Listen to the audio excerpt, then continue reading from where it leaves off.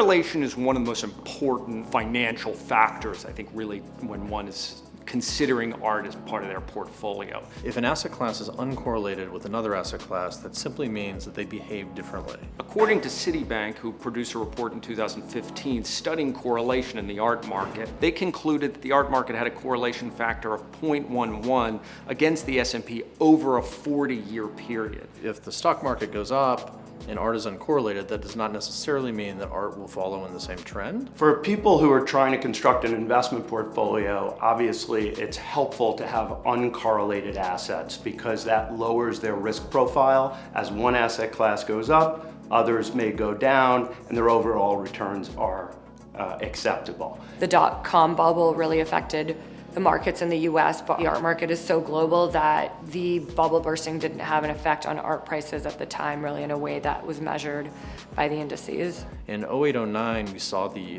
highest correlation factor ever, which is roughly 0.5. So the art market declined roughly half as much as the S&P declined. The art market was impacted in terms of the aggregate amount of sales volume that came to market. But what we also found is that the private market, so this is the amount of the market that transacts away from the auction houses, among dealers and art fairs, continued to be incredibly robust. Because you're really dealing with the wealthiest members of society globally, they're actually able to purchase the works that they find interesting at whatever price, regardless of the economic conditions. And that really sustained the overall sales of the market during the financial crisis, at which point we saw a very rapid recovery in the market past 2010 onward.